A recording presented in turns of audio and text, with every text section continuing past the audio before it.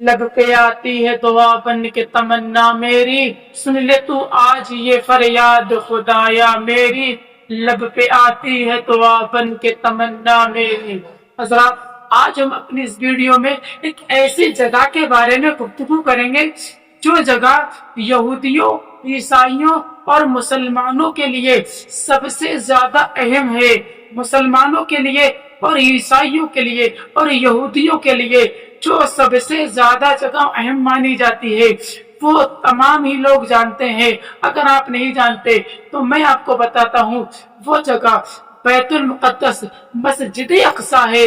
वो एक ऐसी जगह है जो तीन बड़े मज़ाहिब के लिए सबसे ज्यादा खास जगह है। यहूदियों के लिए वो इसलिए खास है क्योंकि उनका ये मानना है, उनका ये दावा है कि हजरत सुलेमान अलैहिस्सलाम ने यहाँ पर हैकल सुलेमानी बनाया था। लेकिन ईसाइयों का ये दावा है कि यहाँ पर हजरत ईसा अलैहिस्सलाम यहाँ से उन्होंने तबलीग का सिलसिला शुरू किया था और हजरत ईसा अलैहिस्सलाम की जो परवरिश हुई थी वो इस बैतुल मुक़द्दस से हुई थी। और फिर जो सलीब यानी जिनको फांसी पर चढ़ाया गया था वो भी यहीं से चढ़ाया गया था। लेकिन मुसलमानों का दावा यह है कि यहाँ पर हजरत ईसा अलैहिस्सलाम को फांसी पर नहीं चढ़ाया गया था। लेकिन मुसलमानों का दावा इस बात पर है कि ये जो हमारे नबी करीम सल्लल्लाहु अलैहि वसल्लम जब दुनिया फानी में तशरीफ लाए तब उन्होंने मस्जिद अक़सा की तरफ मुंह करके कई सारी नमाजें पढ़ी थी। और फिर हमारे नबी करीम सल्लल्लाहु अलैहि वसल्लम को अल्लाह तबारक व तआला ने यहाँ से मेराज के ऊपर चढ़ाया था। यानी कुरान पाक में अल्लाह फरमाता है कि पाक है वो जात जो ले गया अपने बंदे खास को मस्जिद हराम से मस्जिद अक़सा तक। हजरात, तो आप समझ गए होंगे कि ये जो मस्जिद अक़सा बैतुल मुक़द्दस है तीनों बड़े मज़ाहिबों के लिए सबसे ज्यादा खास है और तीनों का अपना अपना दावा है। लेकिन मजहब इस्लाम यानी मुसलमानों का दुनिया में आने से पहले यानी उस वक्त जब मेरे आका अलैहिस्सलातु वस्सलाम दुनिया में तशरीफ न लाए थे, यानी जाहिरी जिंदगी में दुनिया में तशरीफ न लाए थे, उस वक्त इस दुनिया में सिर्फ और सिर्फ दो बड़े मज़ाहिब पाए जाते थे जो अल्लाह की तरफ से आए थे, एक यहूदी और एक ईसाई।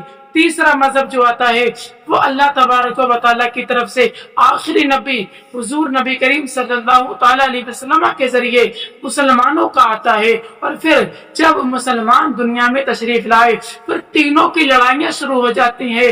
एक वक्त वो आता है कि हजरत उमर फारूक आजम के जमाने में ये जो मस्जिद अक़सा थी, जो बैतुल मुक़द्दस थी, मुसलमानों के कब्जे में आ जाती है। लेकिन तारीख में आता है कि मस्जिद अक़सा पर मुसलमानों का कब्जा सन 637 ईस्वी को हजरत उमर फारूक आजम की खिलाफत में हुआ था। और फिर यह कब्जा मुसलमानों का और मस्जिद अक़सा मुसलमानों के इख्तियार में तकरीबन 1099 साल तक रही। उसके बाद मुसलमानों में और सलेबियों में जब जंग शुरू हुई और फिर उस तरह के वहां से फिर मस्जिद अक़सा जो थी वो ईसाइयों के कब्जे में चली जाती है। अब हम अपनी इस वीडियो में जानेंगे कि दोबारा मस्जिद अक़सा मुसलमानों के कब्जे में किस तरह से आई और जिस अजीम सालार के सदक़े, जिस अजीम सालार के जरिए, जिस अजीम बहादुर के जरिए, जिस अजीम योद्धा के जरिए, जिस सुल्तान के जरिए ये मस्जिद अक़सा जो है मुसलमानों के कब्जे में आई, आखिर उसकी जिंदगी का हाल क्या था। तो हम उसका नाम तारीख इस्लाम में सलाहुद्दीन अय्यूबी के नाम से याद किया जाता है।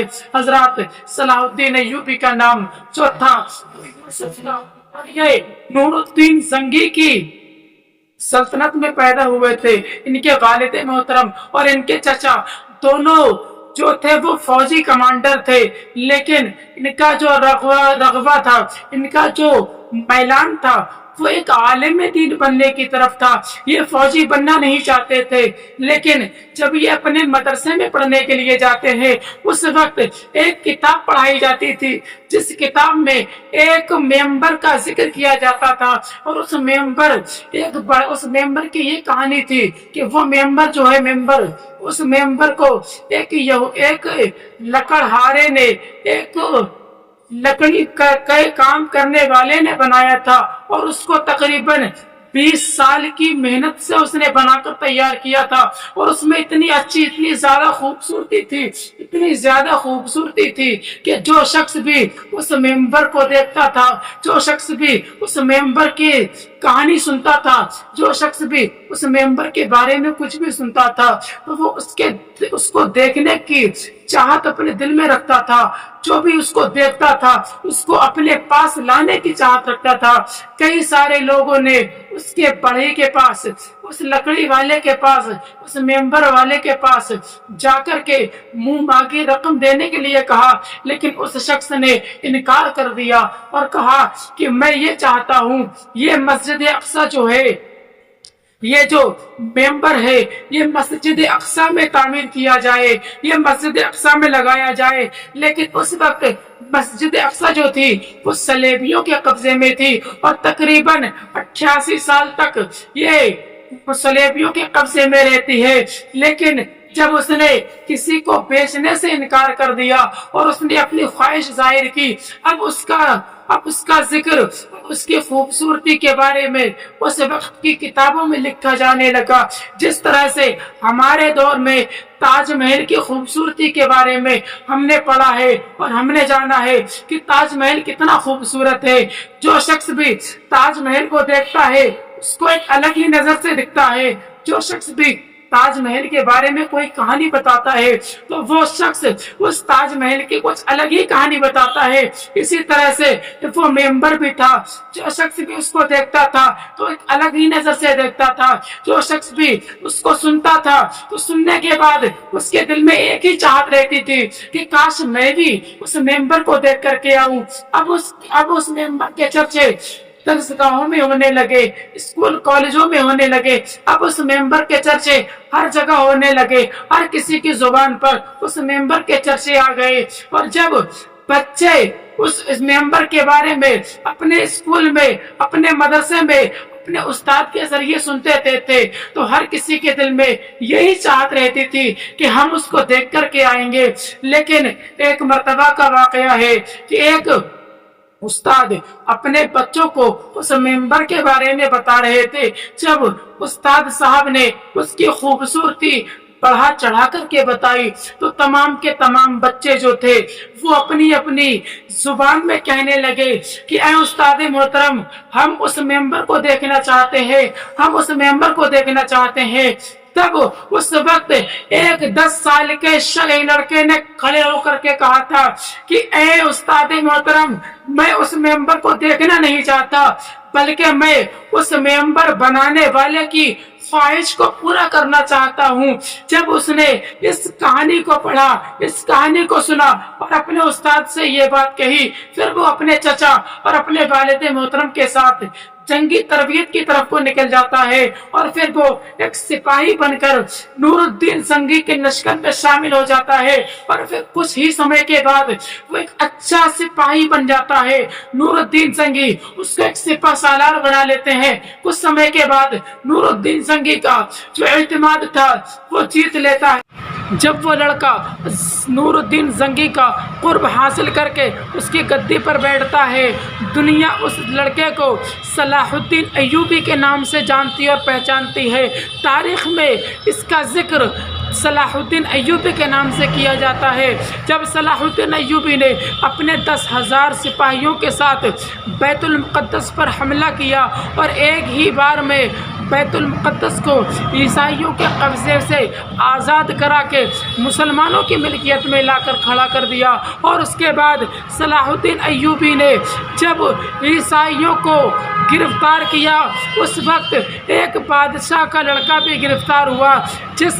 جب اس بادشاہ کے لڑکے نے صلاح الدین ایوبی کو دیکھا تو پھر اس نے صلاح الدین ایوبی سے ایک تاریخی جملہ کہا، اور جس کا اثر آج کے مسلمانوں کی قوم میں دیکھنے کو بہت زیادہ ملتا ہے۔ کس طرح سے اس کا اثر اس دور کے عیسائیوں نے اپنی طرز عمل میں لایا، اور کس طرح سے اس کے اس جملے پر عیسائیوں نے کام کیا، اور کس طرح سے عیسائیوں نے آنے والی امت مسلمہ کو برباد کر کے رکھ دیا۔ کس طرح سے آنے والی امت مسلمہ اس عیسائی جو شہزادہ تھا اس کی جملے کا شکار بنتی ہے۔ جب اس نے صلاح الدین ایوبی کو دیکھا، اس وقت اس نے صلاح الدین ایوبی سے کہا تھا، اے صلاح الدین، تمہارے بعد ہم تمہاری نسل میں ایسی مائیں نہیں رکھیں گے، یعنی امت مسلمہ میں، مسلمانوں میں ہم تمہارے بعد ایسی ماؤں کو پیدا نہیں ہونے دیں گے جن سے دوبارہ صلاح الدین ایوبی پیدا ہو سکے۔ اور اس بات کی تاریخ گواہ ہے کہ اس کے بعد دوبارہ صلاح الدین ایوبی پیدا نہ ہو سکا۔ تاریخ گواہ ہے کہ اس جملے کا اثر یہ ہوا کہ ہماری نسل میں ہماری ماؤں نے ٹک ٹاک ویڈیو بنانا شروع کر دیا، انسٹاگرام، فیس بکوں پر ویڈیو بنانا شروع کر دیا۔ اس کا اثر یہ ہوا کہ ہماری آنے والی نسل کو برباد کر دیا گیا، اور جو ہماری نوجوان نسل تھی، جو ہمارے نوجوان طبقے کے لوگ تھے، جن کو ہم دیکھ کر یہ احساس کیا کرتے تھے کہ اب لگتا ہے ان کے بعد جو ہماری قوم میں جہالت پلتی آئی تھی اب تک، وہ یہاں سے ختم ہو جائے گی، یہاں سے ایک نئی قوم کا عروج ہوگا۔ لیکن جب ہم اس قوم کا حال دیکھتے ہیں تو ہمیں شرم آتی ہے، ہماری آنکھوں سے آنسو نکل آتے ہیں کہ ہماری قوم پھر اسی جہالت کے راستے پر چل پڑی ہے، ہماری قوم اسی جاہلانہ طور طریقے کو اپنانے لگی ہے جس طریقے سے ہمارے باپ دادا جن کو لوگوں کو بچاتے آئے تھے، لیکن ہماری قوم جو ہے وہ اسی طریقے پر نکل گئی۔ حضرات، اس یہودی کمانڈر کا اس عیسائی کمانڈر کا یہ کہنا تھا، اور پھر کیا ہوتا ہے، تو عیسائی کمانڈر جو ہوتا ہے، جو شہزادہ تھا، اس کا اثر یہ ہوا کہ ہماری نسل میں ہمارے لوگوں نے سلمان خان، عامر خان اور نہ جانے کیسے کیسے سوروں کو تو اپنا جو وہ تھا رہنما بنا لیا، اپنا لیڈر بنا لیا، لیکن ہماری قوم صلاح الدین ایوبی کو بھول گئی، ہماری قوم نے حضرت خالد بن ولید کو بھلا دیا، ہماری قوم نے حضرت عمر فاروق اعظم کو